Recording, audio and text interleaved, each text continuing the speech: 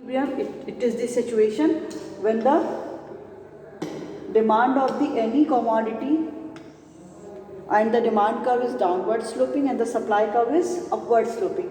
So these two, where these two intersect to each other, that point is known as equilibrium, and this is the equilibrium price and this is the equilibrium quantity.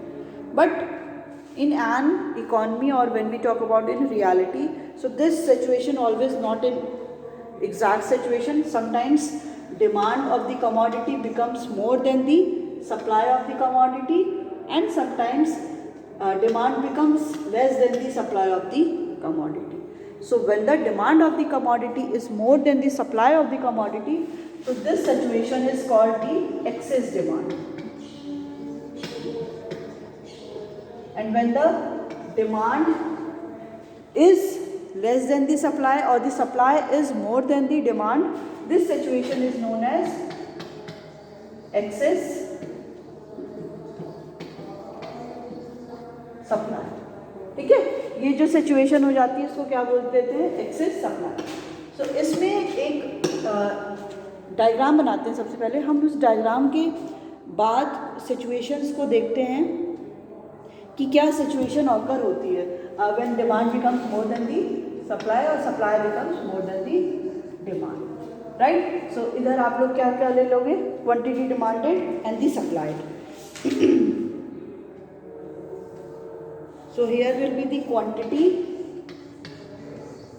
right? Quantity of the quantity demanded and supplied, and here will be the price of the. So you can go through your book. आप book में देख सकते हो कि the price of the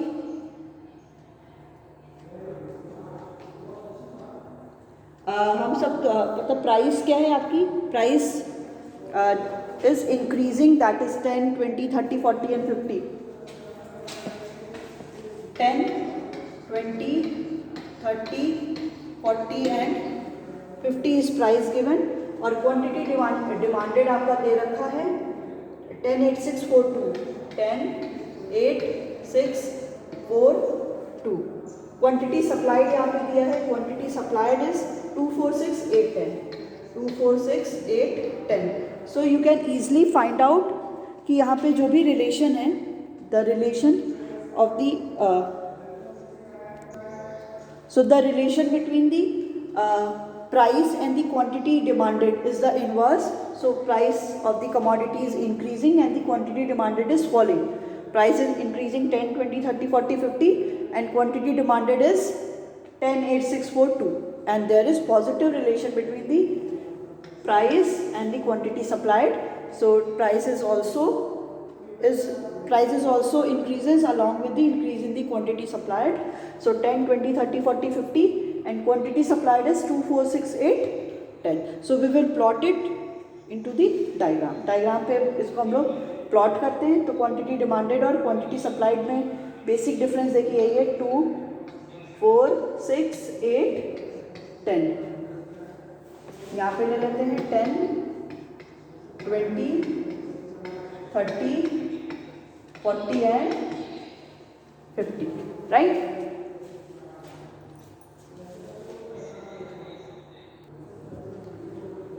so we will plot it. Plot करते हैं इसको. सो अगर देखते हैं 10 पे 10. ठीक है.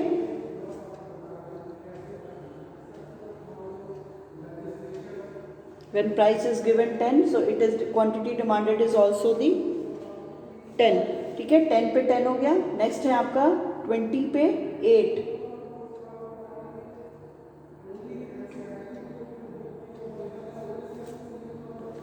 20 पे 8. नेक्स्ट है 30 पे 6. 40 पे 4 और 50 पे 2. So this is your demand curve. ये आपका एक स्ट्रेट लाइन होगा. बाकी फिर आपका सप्लाई कर्व, इसको प्लॉट कर लेंगे. सो जिस पॉइंट पे ये लोग इंटरसेक्ट करेगा, तो आप देखो 30 पे 6 है दोनों जगह.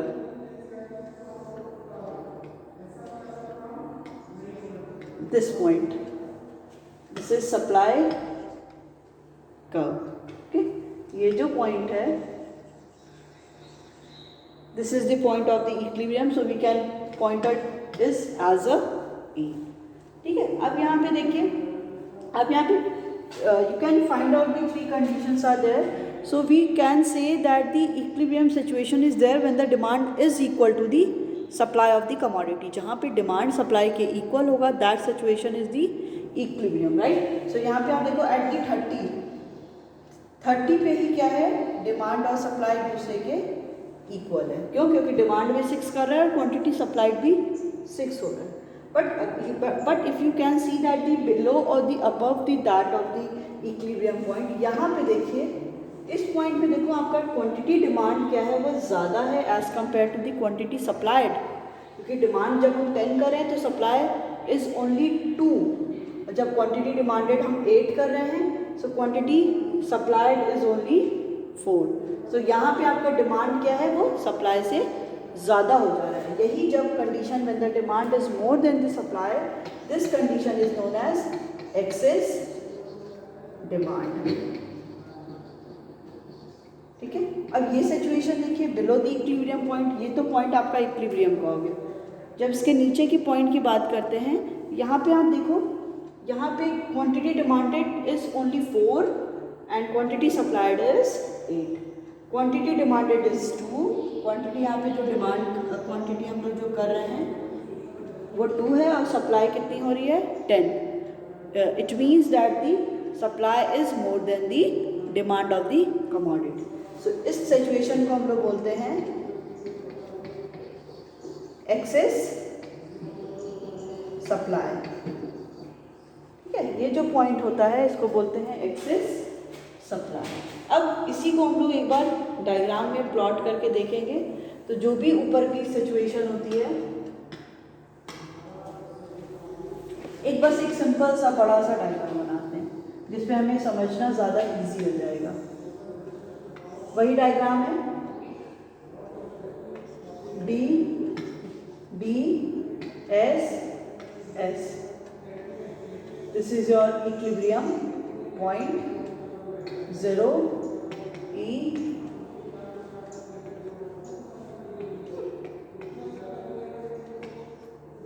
E. ठीक है, अब क्या यहाँ पे कह रहा है, यहाँ पे कह रहा है कि इफ समटाइम्स डिमांड क्या है आपकी ज़्यादा हो जा रही है as compare to the supply, और when the supply becomes more than the demand. ठीक है, सो जब डिमांड आपकी ज़्यादा हो जाएगी, when the demand becomes more than the supply. तो यहाँ पे देखो, ये जो सिचुएशन है, यहाँ पे आपकी डिमांड क्या है, इतनी कर रहे हैं और सप्लाई कितनी हो रही है, बस only this. So you can point it, आप इसको कोई पॉइंट भी दे सकते हो. जैसे यहाँ पे हमने ले लिया n, यहाँ पे ले लिया सॉरी ई नहीं ले सकते क्योंकि ई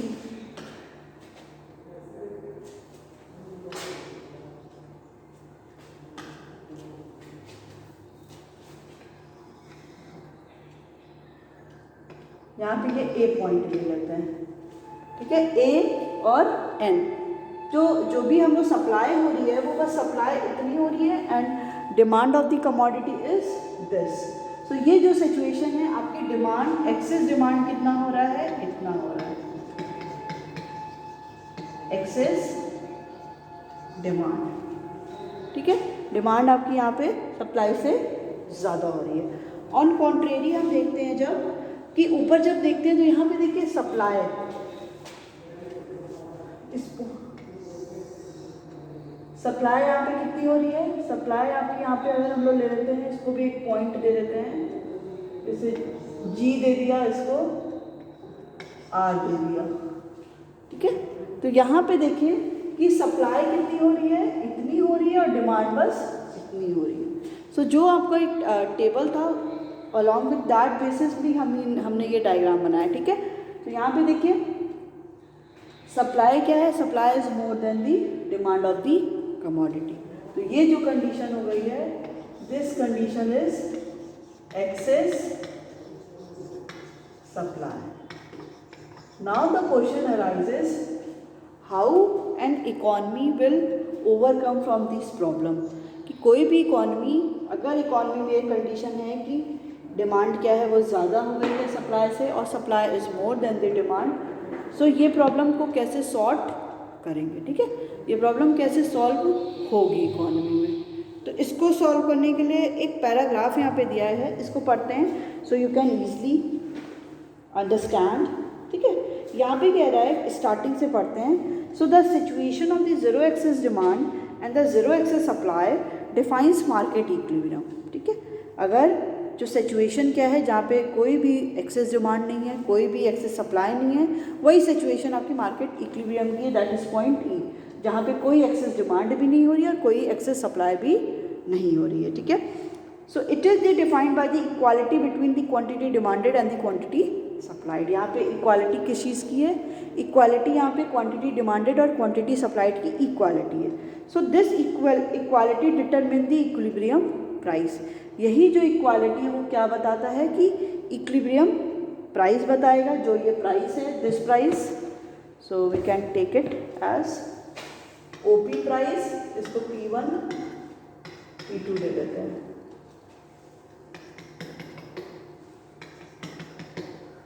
ठीक है।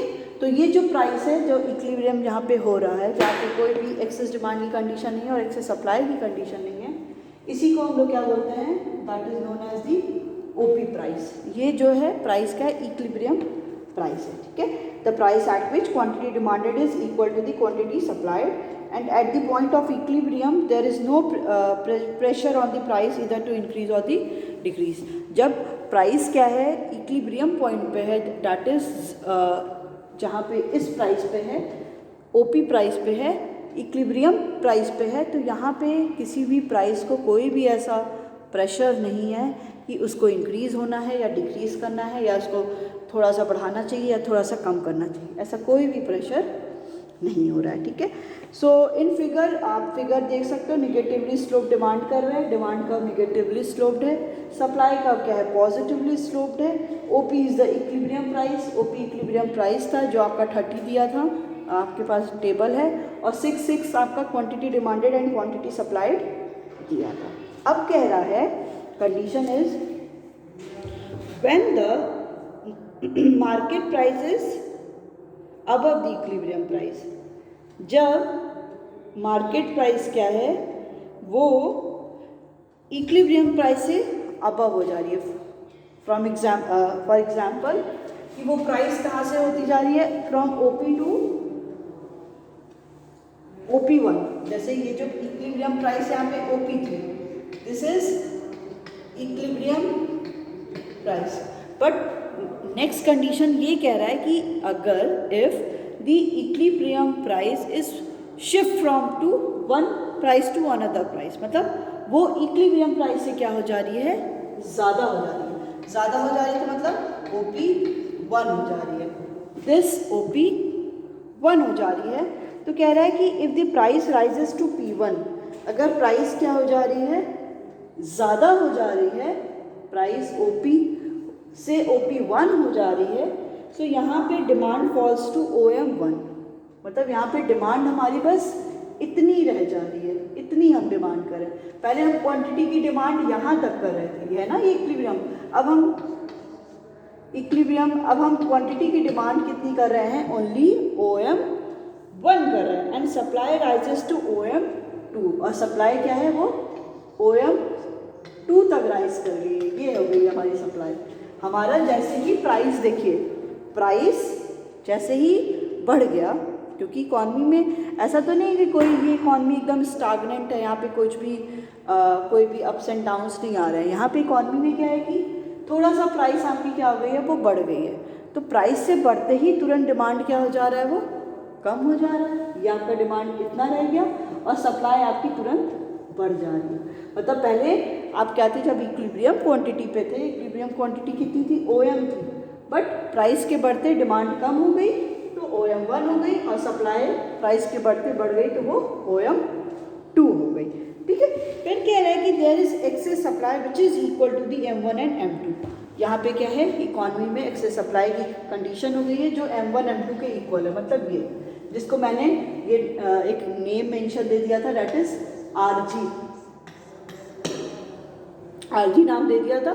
यही एक्सेस सप्लाई को शो कर रहा है, ठीक है। फिर कह रहा है कि which will create competition among the seller and the lower the price. क्यों यहाँ पे कंपटीशन क्यों हो जाएगा? यहाँ पे कंपटीशन इसलिए हो जाएगा बिकॉज सप्लायर यहाँ पे ज़्यादा हो गए। For example, if only 5 supplier are there in the market who occupy all the market, पूरे इकॉनमी को, पूरे मार्केट को क्या किया इसने? ऑक्यूपाई किया है। बट एट लास्ट क्या हो रहा है कि अब उस 5 थे अगर सप्लायर, अब वो 5 से 15 सप्लायर हो गए, है ना। 5 से 15 सप्लायर हो गए, तो कंपटीशन यहाँ पे क्या हो जाएगा? ज़्यादा हो जाएगा। पहले बस 5 ही सप्लाई कर रहे थे प्रोडक्ट, अब वो 15 सप्लाई कर रहे हैं, कंपटीशन बढ़ जाएगा। कंपटीशन बढ़ते ही जब कंपटीशन बहुत ज़्यादा हो जाएगा तो ऑटोमेटिकली प्राइस को क्या करना पड़ेगा? कम करना पड़ेगा, क्योंकि एक दूसरे से उनको अगर अपने आप को बेटर शो करना है so they have to reduce the price if they want to sell their output. अगर उनको अपने आउटपुट को सेल करना है तो अब उन्हें अपने प्राइस को कम करना पड़ेगा। ये क्यों करना पड़ा? क्योंकि डिमांड हमारी यहाँ पे कम हो गई थी as compare to the supply. So supply is more than the demand. फिर कह रहा है कि the price will keep falling as long as there is an excess supply till reaches again at P. तो प्राइस तब तक fall करती रहेगी जब तक फिर से मार्केट की कंडीशन इक्विलिब्रियम प्राइस पे नहीं पहुँच जाती, जहाँ पे आपका डिमांड और सप्लाई का इंटरसेक्ट कर रहा था। So due to fall in price, price जैसे ही फॉल करेगा there will be extension in demand. Demand में क्या होगा? मूवमेंट होगा, डिमांड आपकी बढ़ेगी। And from point to T to E, मतलब यहाँ से वो यहाँ आएगी, ठीक है। And T to point and contraction in the supply, supply आपकी क्या होगी? वो कॉन्ट्रैक्ट होगी, मतलब कम होगी। From point N to E, N to E मतलब जी टू ई जाएगी, ठीक है। यही आपका क्या है? सिचुएशन है when above the market equilibrium price हो जाता है। सिंपल सा है। जैसे ही देखिए फॉर एग्जांपल जैसे मैं कह सकती हूँ कि if this is the marker, ये मार्कर है, इसकी प्राइस आपकी 10 थी, राइट। बट अब इसकी प्राइस क्या हो गई है? 50 हो गई है। 50 होने का रीज़न ये है कि प्राइस तो 50 हो गई, तो जैसे ही प्राइस बढ़ी तो इसका डिमांड क्या हो गया? कम हो गया। बट इसकी सप्लाई क्या है? ज़्यादा हो रही है। अभी भी सप्लाई ज़्यादा है क्योंकि प्राइस ज़्यादा है। तो जैसे ही सप्लाई ज़्यादा हो रही है मतलब यहाँ पे कंपटीशन भी ज़्यादा हो रहा है। तो जब ज़्यादा कंपटीशन होगा, इसी को प्रोड्यूस करने वाले बहुत ज़्यादा सप्लायर हो जाएंगे, तो ऑटोमेटिकली जैसे अगर हैं तो उनको उनका अपना ये मार्केट सोल्ड आउट हो, इसलिए उनको क्या करना पड़ेगा? प्राइस को कम करना पड़ेगा। और जैसे ही प्राइस कम होती है तो प्राइस को उतना कम करते रहेगा मार्केट सिचुएशन में जब तक वो फिर से वो इस इक्विलिब्रियम पॉइंट पे नहीं आ जाता। तो ये था आपका condition of the excess supply, जिसको आपको रिड्यूस करना था। बाकी अब सेकंड कंडीशन है कि when the market price is below the equilibrium price. जब मार्केट प्राइस क्या हो रहा है? वो इक्विलिब्रियम प्राइस से कम हो जा रहा है। मतलब फ्रॉम पॉइंट OP से OP2 हो जा रहा है, मतलब यहाँ से यहाँ आ जा रहा है, ठीक है। जैसे ही प्राइस कम होता है डिमांड विल इंक्रीज, डिमांड बढ़ जाएगी। डिमांड आपकी इतनी हो गई है और सप्लाई आपकी इतनी हो गई है। पहले इक्विलिब्रियम प्राइस पे, जब इक्विलिब्रियम प्राइस थी तो क्वांटिटी डिमांड OM हो रही थी यहाँ से यहाँ तक। अब जैसे ही प्राइस कम हुई तो क्वांटिटी जो सप्लाइड हो रही थी, क्वांटिटी जो सप्लाई हो रही थी वो कितनी हो गई थी आपकी? अब आपकी क्वांटिटी सप्लाइड यहाँ तक हो गई, OM1 आपकी क्वांटिटी सप्लाइड हो गई और क्वांटिटी डिमांडेड आपकी ज़्यादा हो गई है। तो ये जो गैप है M1 एंड M2 का, this is the situation of the excess demand. यही वो सिचुएशन है किसका? एक्सेस डिमांड का, ठीक है। तो जहाँ पे आपका एक्सेस डिमांड मतलब डिमांड ज़्यादा हो रहा है as compare to the supply. अब इस केस में क्या किया जाएगा? डिमांड अब ज़्यादा हो रहा है, अब इसको डिमांड को कम करना है। तो डिमांड को कम करने का सबसे बेस्ट तरीका क्या है कि प्राइस को बढ़ा दो। जो प्राइस आपकी कम हो गई थी,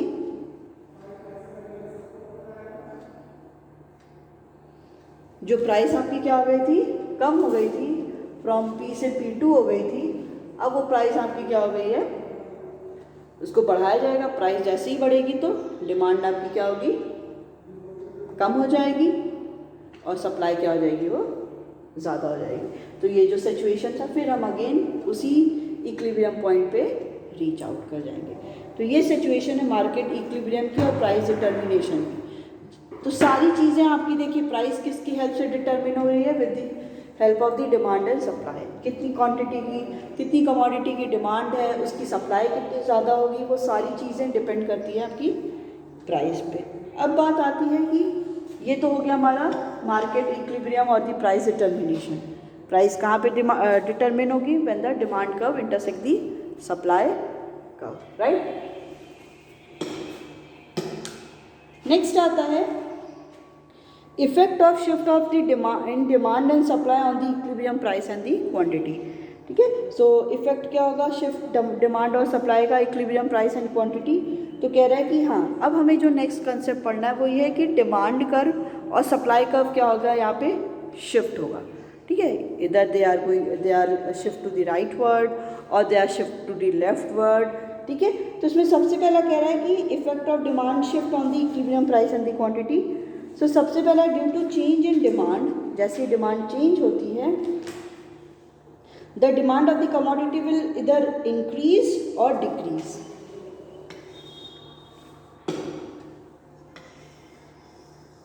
ठीक है, so this is your demand curve. अगर डिमांड क्या होती है, इंक्रीज होगी, तो डिमांड कहाँ जाएगी, या तो वो राइटवर्ड जाएगी या तो वो फॉल होने पे लेफ्टवर्ड जाएगी। ठीक है, फिर कह रहा है due to change in demand the demand of the commodity will increase, rightward shift in demand curve, और decrease leftward. So it is explain with the below the help of the 11.3 जो आपका डायग्राम दिया हुआ है। So price हो गया यहाँ पे, क्वांटिटी और प्राइस। ठीक है, ये हो गया। अब प्राइस आपके बढ़ के इतनी हो गई तो ये हो गया, कम हो गई तो ये हो गया। So this is the equilibrium price.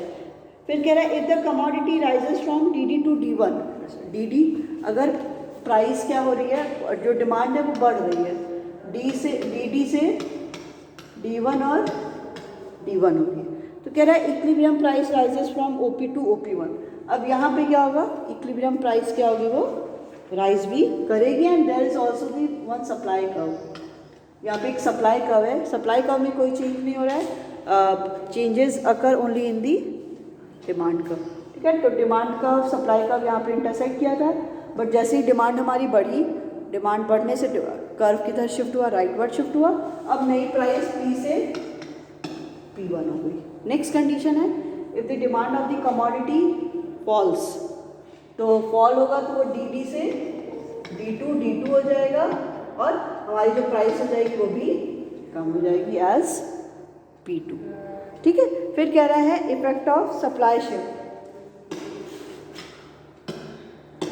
Next क्या होगा, सप्लाई में शिफ्ट होगा। सो डिमांड कर्व आपका रहेगा,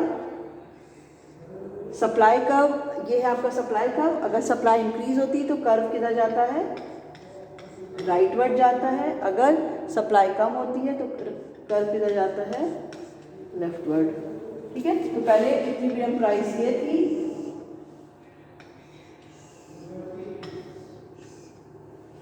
ठीक है। देखिए कह रहा है कि due to change in supply, supply में जैसे ही चेंज हुआ, so supply of the commodity will इधर इंक्रीज और डिक्रीज। सप्लाई या तो होगी इंक्रीज करेगी, राइटवर्ड जाएगी, और या तो लेफ्टवर्ड जाएगी। ठीक है, so it is explain under with the help of the diagram, diagram के हेल्प है। तो इसमें कह रहा है equilibrium price falls from OP to OP2। Equilibrium price जो है वो OP से OP2 फॉल करेगी because of the increase in supply. Supply बहुत ज़्यादा हो गई है तो ऑटोमेटिकली प्राइस पे वो प्रेशर आएगा, तो प्राइस को क्या करना पड़ेगा, वो क्योंकि ज़्यादा कंपटीशन हो गया मार्केट में, ज़्यादा सप्लायर हो गए, तो इससे प्राइस को क्या करना पड़ेगा, कम करना पड़ेगा। सो फॉल इन प्राइस, जैसी प्राइस फॉल होगी so it will lead to the extension in demand. Demand में क्या हो जाएगा, एक्सटेंशन हो जाएगा, so it will be movement हो जाएगा। And equilibrium quantity rises from OM to OM2। तो इक्विलिब्रियम जो क्वांटिटी है वो OM से OM2 राइज करेगी due to increase in supply. Supply क्या हो गई, इंक्रीज हो गई है, और जैसी सप्लाई इंक्रीज हुई so curve will shift to the rightward and extension in the demand. Demand में भी क्या हुआ, एक्सटेंशन हो गया, डिमांड ज़्यादा हो गई as compare to the supply. ठीक है, सो ये आपकी एक सिचुएशन हो गई कि जब डिमांड और सप्लाई कर्व क्या हो रहा है, जब डिमांड कर्व एक सिचुएशन थी व्हेन द डिमांड कर्व में कोई भी चेंज नहीं था, एक सिचुएशन थी व्हेन द सप्लाई कर्व में कोई भी चेंज नहीं था, बस जो सेकंड वाला है उसी में ही शिफ्ट हो रहा था।